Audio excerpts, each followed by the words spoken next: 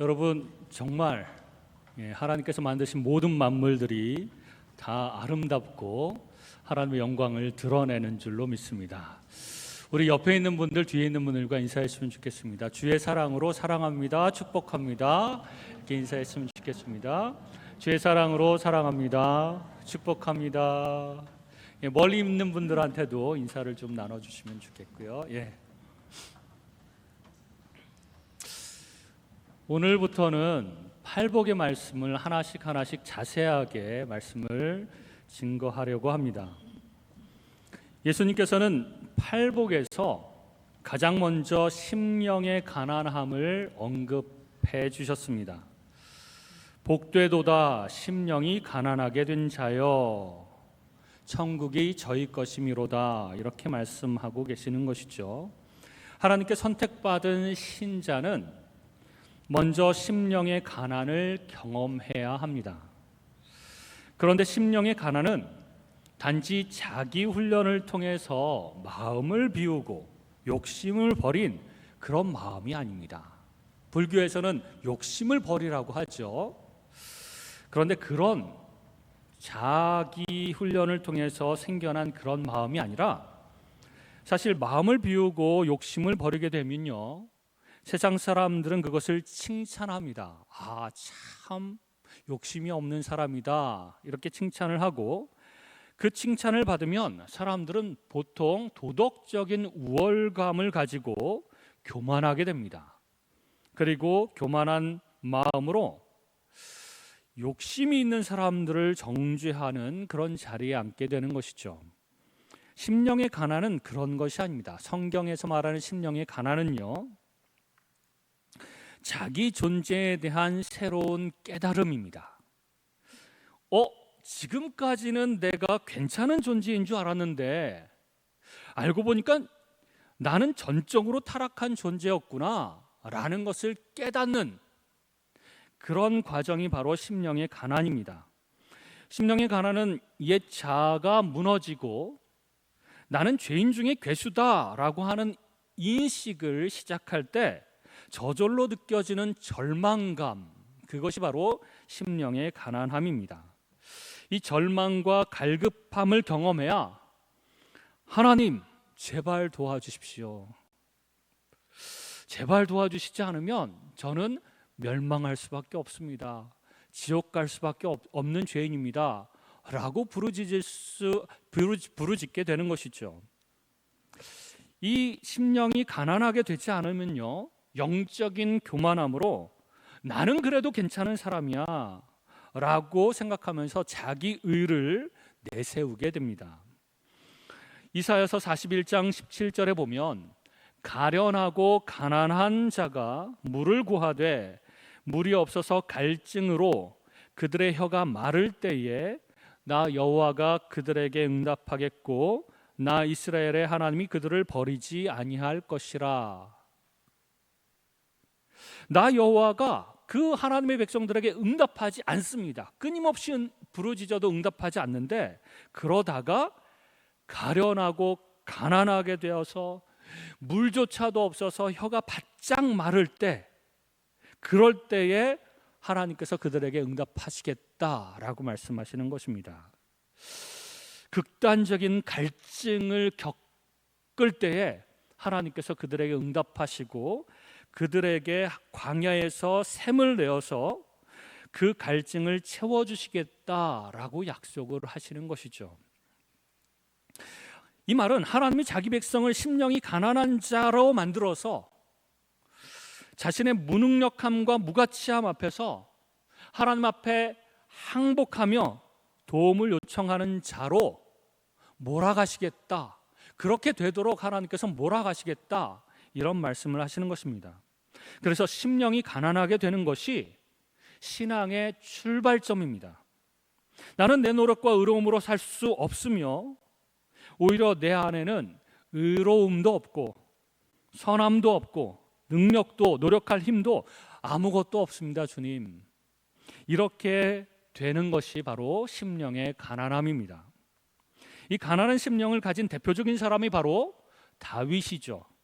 시편 40편 17절에 보면 다윗이 이렇게 고백합니다. 나는 가난하고 궁핍하오나 주께서는 나를 생각하시오니 주는 나의 도움이시오 나를 건지시는 이시라. 다윗이 이 시편을 썼을 때에 이스라엘의 왕이었고 누구보다도 부요한 사람이었습니다. 그런데 자기 자신을 가리켜서 가난하고 궁핍합니다 하나님, 이렇게 고백하고 있는 것입니다. 그러니 여기서의 가난은 물질적인 가난함이 아니라 마음의 가난함을 의미합니다. 하나님은, 다윗은 하나님께 나를 좀 도와주십시오, 나를 죄에서 건져주십시오 라고 부르짖습니다. 다윗이 왜 이렇게 부르짖는가? 시편 51편에 그 내용이 자세하게 나와 있습니다. 이 시편 51편은 다윗이 밧세바와 동침하고 우리아를 죽인 다음에 나중에 선지자 나단이 다윗에게 온 때에 지은 시입니다. 나단 선지자가 다윗의 죄악을 지적하자 내 안에 죄의 뿌리가 있었구나 라고 하는 것을 깨닫게 됩니다. 다윗은 이 간음죄와 살인죄를 짓기 전에는요, 어렸을 때부터 하나님께 대한 강한 믿음이 있었고, 그래서 골리앗도 쓰러뜨리지 않았겠습니까? 게다가 사울 왕한테 애매히 고난을 당해도 하나님 의지하는 마음이 있었기 때문에 자신은 괜찮은 신앙인이라고 여겼습니다. 여러분, 이처럼 모태신앙이 위험합니다. 그리고 교양 있고 착하게 살아온 사람들이 위험합니다. 왜 위험하냐면 자신의 죄성을 잘 깨닫지 못하고 괜찮은 사람이라고, 자기는 정말 올바르게 살았노라고 착각하기 때문에 그렇습니다. 그러나 하나님이 다윗의 죄를 지적하자 자기가 단순히 사람들에게 간음죄와 살인죄를 저질렀을 뿐만 아니라 하나님께 근본적인 죄를 지었다는 것을 그제서야 깨달은 것입니다. 이 근본적인 죄, 이것이 되게 중요한 죄인 것이죠. 사실 사람과 사람 사이의 죄는요, 상황 때문이라고 변명할 수가 있습니다.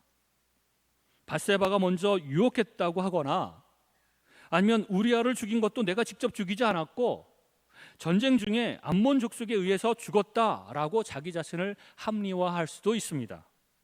그것도 아니면 죽을 죄를 지었다, 내가 사과를 하고 충분한 보상을 해주겠다거나, 아니면 내가 죄의 대가를 치르겠다, 그래서 감옥에 가든지 혹은 벌금을 내든지 그럴 수 있습니다. 그래서 사람과 사람 사이의 죄는 이런 식으로 해결이 가능합니다. 그러나 하나님 앞에서의 이 본질적인 죄는 해결이 안 되는 것이죠.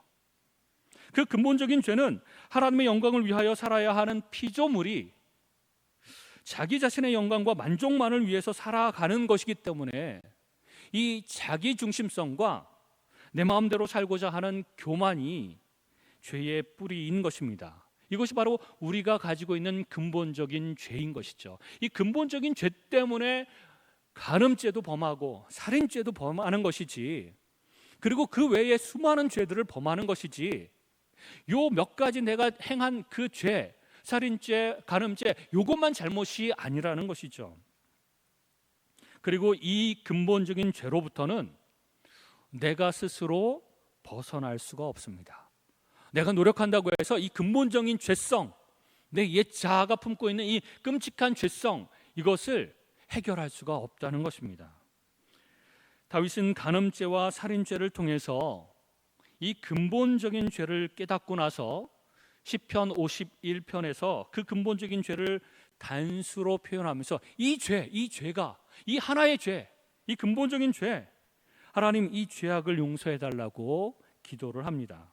그러면서 51편 3절에 내 죄가 항상 내 앞에 있다고도 고백하며 4절에 주께만 범죄하여 주의 목전에 악을 행하였다고 표현합니다.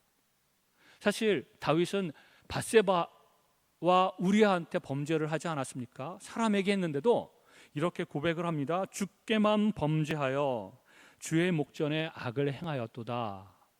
이 말은 이 근본적인 죄, 내가 그동안은 착하게 살고 하나님 말씀대로 살아서 괜찮은 사람인 줄 알고 이런 근본적인 죄가 내 안에 있는 줄도 몰랐는데, 내가 이 간음죄와 살인죄를 범하고 나니까 여전히 내 안에 자기 중심성이 있고 내 마음대로 살려고 하는 그 마음이 있었구나라고 하는 것을 깨달았다는 것입니다.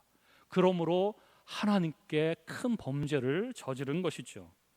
그리고 그 죄의 뿌리로 자신이 오염되어 있어서 자신이 죄의 공장, 죄만 계속해서 생산해내는 그 공장이라고 하는 것을 깨닫게 되었고, 죄를 짓지 않을 수 없는 존재라고 하는 것을 깨닫게 된 것입니다. 이 근본적인 죄를 스스로의 힘으로 해결하는 것이 또한 불가능함을 깨달았습니다. 그러면서 하나님 앞에 항복하는 것이죠. 그래서 시편 51편 5절에 보면 내가 모태에서부터 태어날 때부터 죄인입니다 라고 고백하는 것입니다. 그리고 난 후에 7절에 보면 하나님 우슬초로 나를 정결하게 하소서, 내가 정하리이다. 나의 죄를 씻어주소서, 내가 눈보다 희리이다. 이렇게 부탁하고 있습니다. 자신의 죄를 정하게 할 수 있는, 깨끗하게 할 수 있는 것은 우슬초밖에 없다는 것입니다. 그런데 여러분, 그 우슬초가 어디에 쓰이던 풀이죠? 출애굽기 12장에 보면 여호와께서 애굽 사람의 장자를 다 죽이실 때에 이스라엘 백성은 그 우슬초로 어린 양의 피를 문 사방에 발라서 죄를 용서받고 죽음을 피하였습니다. 유월절에. 그러니까 그 우슬초로 나를 정결케 해달라는 말은 예수님의 피로 나를 정결케 해달라는 말입니다. 다윗은 자신의 죄를 직시하게 되어서 처절한 죄책감에 부르짖으며 자신을 정결케 해달라고 간절히 요청하는 것입니다. 10절에 보면 하나님이여 내 속에 정한 마음을 창조하시고 내 안에 정직한 영을 새롭게 하소서, 나를 주 앞에서 쫓아내지 마시며 주의 성령을 내게서 거두지 마소서. 사실은 다윗은 어렸을 때부터 신앙생활을 해왔으며 하나님을 철저히 믿고 의지하였고 하나님에 대한 능력과 하나님의 보호하심을 너무나도 많이 삶에서 경험한 사람이었습니다. 그렇게 오랫동안 신앙생활을 한 사람이 하나님 제발 나를 주 앞에서 쫓아내지 마시고 주의 성령을 거두지 마시옵소서 이렇게 부탁하는 것입니다. 왜? 내 속에 있는 이 근본적인 죄를 내가 스스로 해결할 수 없기 때문에, 내 의로움도 없고 내 선함도 없고 나는 이것을 해결할 능력이 전혀 없습니다. 나는 무가치한 사람입니다. 나는 죄밖에 생산할 수 없는 죄 공장입니다 라고 고백을 할 때에 하나님 제발 도와주십시오, 나를 구원해 주십시오, 내 죄를 씻어 주십시오 이렇게 고백을 하는 것입니다.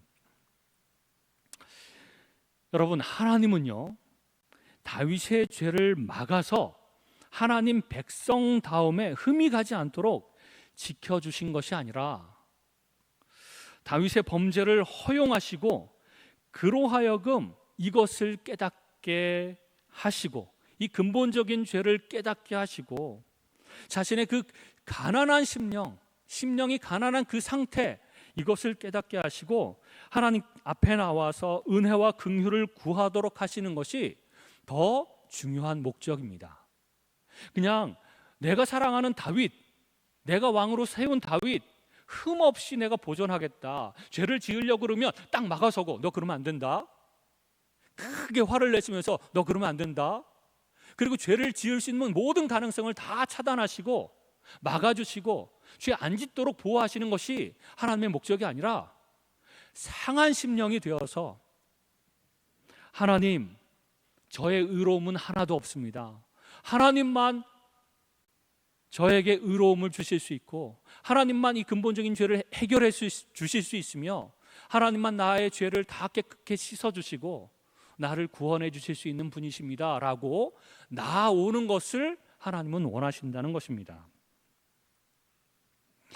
우리는 그 죄의 뿌리 안에서 태어나고 그 죄의 뿌리 안에서 자라고 거기서 죽기 때문에 하나님의 도우심이 없으면 멸망할 수밖에 없음을 깨달아야 되는데 그것이 바로 가난한 심령입니다. 다윗은 이어서 이렇게 고백을 합니다. 시편 51편 17절에 하나님께서 구하시는 제사는 상한 심령이라. 하나님이여 상하고 통회하는 마음을 주께서 멸시하지 아니하시리이다. 하나님께서 구하시는 제사는 짐승으로 드리는 제사가 아니라 하나님께서 요구하시는 것은 상한 심령, 상하고 통회하는 마음이라는 것이죠. 상한 심령은 자아가 깨지고 부수어지고 빈핍하고 가난하게 된 마음을 말합니다. 그래서 가난한 심령은 인간들의 훈련을 통해서 만들어내어지는 그런 마음이 아니라 하나님께서 만들어내시는 심령입니다. 다윗이 회개한 뒤로는요, 죄를 짓지 않았을까요? 이때 눈물을 흘리며 죄를 뿌리며 옷을 찢으며 철저하게 자기의 죄에 대해서 회개했습니다. 철저하게 내 속에 그 근본적인 죄가 있구나, 그리고 나는 죄만 생산할 수밖에 없는 죄의 공장이구나 라고 회개했습니다. 그리고 나서는 철저하게 하나님 말씀을 따라 살며 흠없이 살았을까요? 그렇지 않습니다. 이미 바닥을 보였는데도 또 20, 30년 후에 또 다른 바닥을 보입니다. 20, 30년이 지난 다음에 다윗의 말년에 또 죄를 지었는데 자기의 힘과 부요를 과시하려고 인구 조사를 했고 또 하나님께 큰 벌을 받았습니다. 그때 수없이 많은 사람들이 다윗의 죄 하나 때문에 죽임을 당하였죠. 회개한 후에도 다시 더한 밑바닥을 보였다는 것입니다.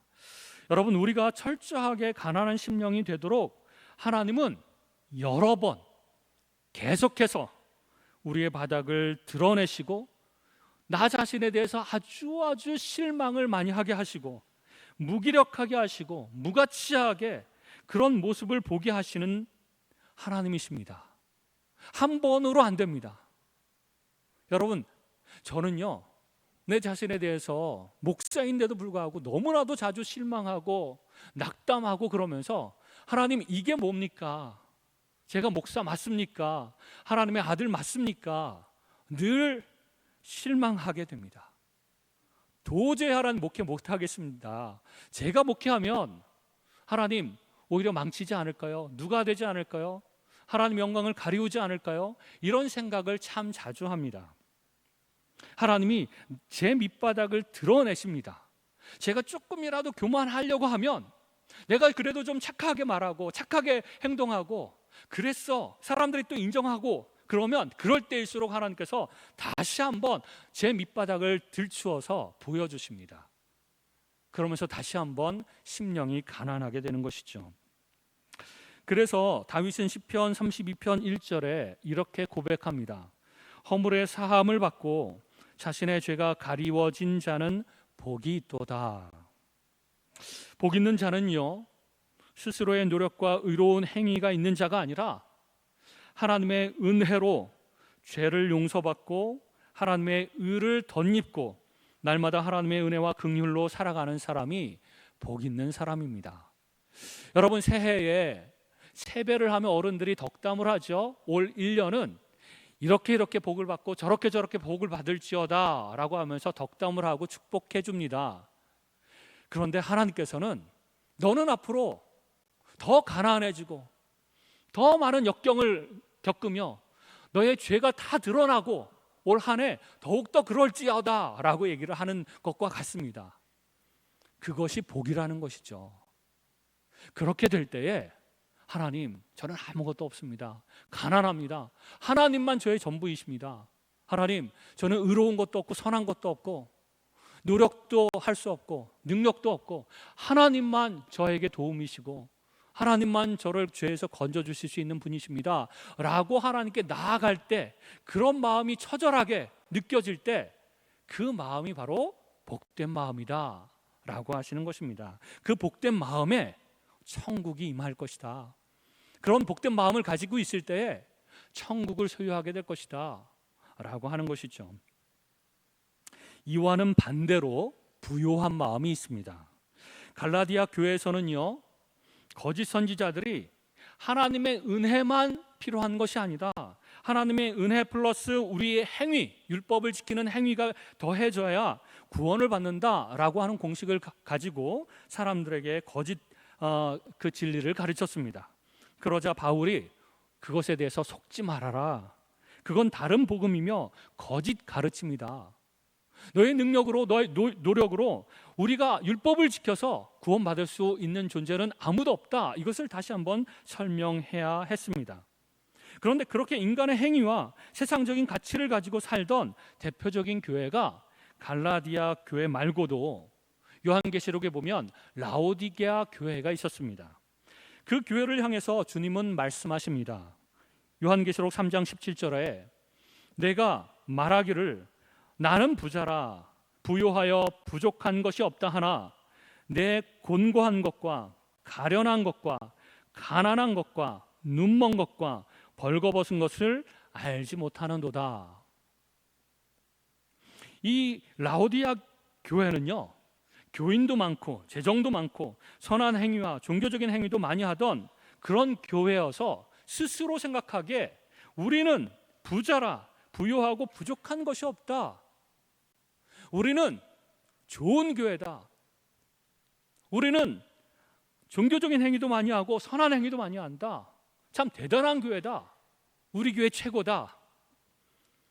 이렇게 스스로를 생각했는데 주님께서 평가하시는 것은 달랐습니다. 너희는 영적으로 곤고하고 가련하고 가난하고 눈멀고 벌거벗은 자들이다. 그 실체를 주님께서는 드러내시는 것입니다. 신앙생활 오래 하면서 점점 눈에 보이는 죄가 줄어듭니다. 예전에는 큰 소리에 욕하면서 싸웠는데 지금은 그렇지 않습니다. 거짓말하고 또 뭔가를 훔치고 사기치고 그랬었는데 신앙생활을 오래 하다 보면 그런 것들이 점점 줄어듭니다. 그러면서 선한 행위도 적절하게 하고 종교적인 행위도 많이 하게 되면 라오디게아 교회처럼 자꾸 마음이 부요해지고 교만해지게 됩니다. 그럴 때 우리가 조심해야 됩니다. 많은 사람들이 나는 교양 있고 착하게 살고 있어. 종교적인 열심도 내고 있어. 그러니까 나는 참 괜찮은 사람이야. 라고 생각하는 경향이 많다는 것입니다. 이게 바로 부요한 마음이라는 것입니다. 그리고 내가 뭘 그렇게 잘못했어? 환경이 이런 걸 어떡하라고? 저 사람이 나를 건드리지만 않으면 나는 참 괜찮은 사람인데 왜 나를 자꾸 공격하고 건드려서 나를 자꾸 나쁜 사람으로 만들어? 이런 다른 사람들 핑계나 환경 탓을 하기도 합니다. 나는 참 괜찮은 사람인데 자꾸만 다른 사람들이 나에게 시비를 건다고 생각하는 것이죠. 나 자신은 잘못 없다고 여기면 심령이 가난해질 수 없습니다. 이게 다 내 탓이로구나.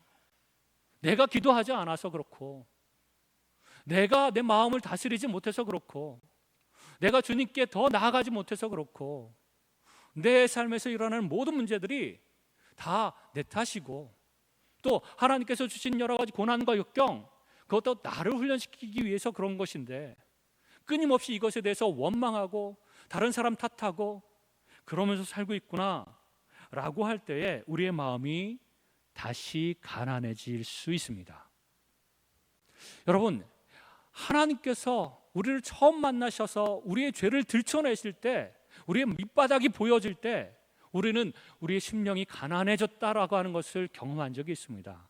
그러나 다시 신앙생활을 오래오래 하면서 점점 이 라오디게아 교회처럼 마음이 부유해지고 교만해질 수 있습니다.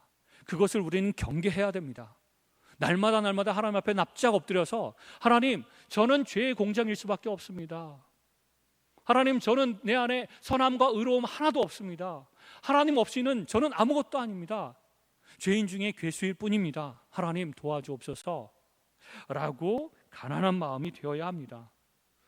상한 심령이 되어야 합니다. 그렇게 삶을 계속해서 살아가야 됩니다. 그것이 복된 마음이라는 것이죠. 그리고 내 주변에 다윗처럼 죄 짓는 사람들을 보면 마음속으로 정죄하고자 하는 마음이 있습니다. 아니, 저 그리스도인이라고 하는 사람이 저런 죄를 짓는다고? 어떻게 그럴 수가 있어? 그리고 저 사람과는 나는 달라. 나는 좀 괜찮은 사람이야 라고 생각하면서 그 사람들을 정죄하기 쉽습니다. 그러나 맞습니다. 그들이 죄 짓는 것이 맞을지 모릅니다. 그러나 지금 그들은 다윗처럼 하나님의 은혜 아래에서 자신의 그 근본적인 죄를 깨달아가고 있는지도 모르겠습니다. 가난한 심령이 되도록 하나님께서 몰아가고 계시는 중인지도 모르겠습니다. 그러므로 그 사람들을 너무나 정죄하면서 나는 의로운 사람인 것처럼 그렇게 포장하거나 착각해서는 안 될 것입니다. 하나님이 또 나를 가난한 심령으로 만들어 가신다면, 예 하나님, 또다시 내가 교만해지고 부유한 마음이 되었습니다. 다시 가난해지고 다시 상한 마음이 되고 다시 하나님의 은혜와 긍휼만 바라보는 그런 마음이 되게 하여 주옵소서. 그것이 복된 마음인 것을 깨닫고 하나님 그렇게 낮추어 주옵소서.